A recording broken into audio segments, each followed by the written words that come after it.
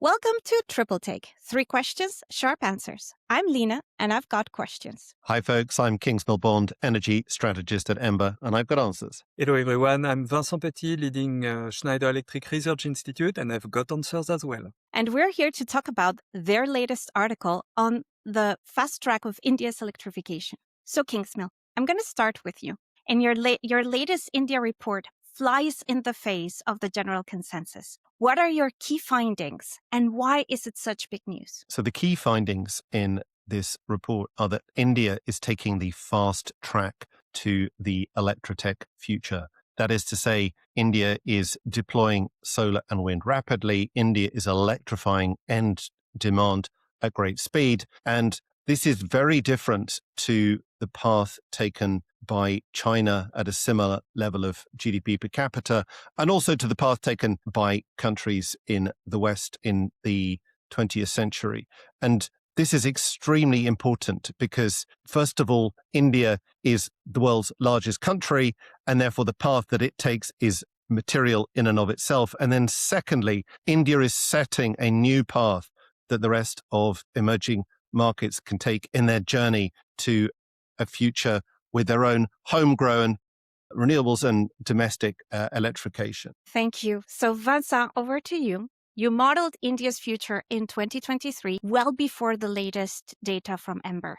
Looking back at your scenarios now, what is your biggest takeaway? Yeah, thank you, Lina. I think Kingsmill report is absolutely essential. And what strikes me is that even though we did it before, we reached actually a similar conclusion, but looking at it a different ways. Kingsmill analysis fundamentally has focused on recent trends and observations. Right. While when we did our exercise back in 2023, we tried to look at the long-term future of what India's energy system could look like.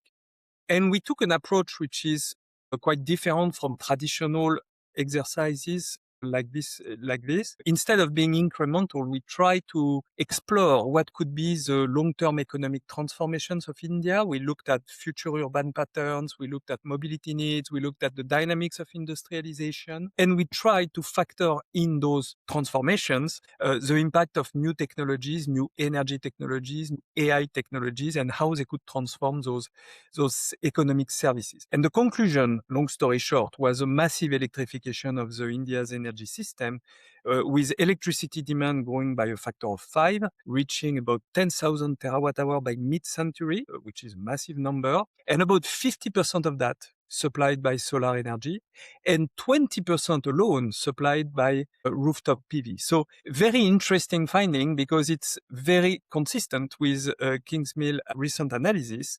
I'm going to wrap up by going back to you, Kingsmill, with our recent events in Iran and the Strait of Hormuz. Is this a temporary shock for India, or are we talking about a permanent shift in their long-term energy strategy? So this is a pivot moment in the global energy system, a little bit like the 70s oil shocks. And what is different this time is that it's the first oil shock with a superior alternative. And what that means is now that people sadly are faced with the prospects of very high prices and queues and risk and uncertainty, for the first time in history, there are actually non-fossil, non-oil solutions. So people can go out and buy electric cook stoves, they can buy electric mopeds, they can install solar panels, and the price is lower, speed is faster, it's a consumer-driven transition. And in India and right across the world, this will speed up change, meaning that the global fossil system, which was already very close to peak demand, will be, in retrospect, seen to have peaked in 2025. It's a pivot moment. Thank you. All right. Thank you. I want to really thank you both for spending some time with me. This has been our triple take on India's pathway to electrification. The full article is available on our website, and you can access it via the link below. Thank you, everybody.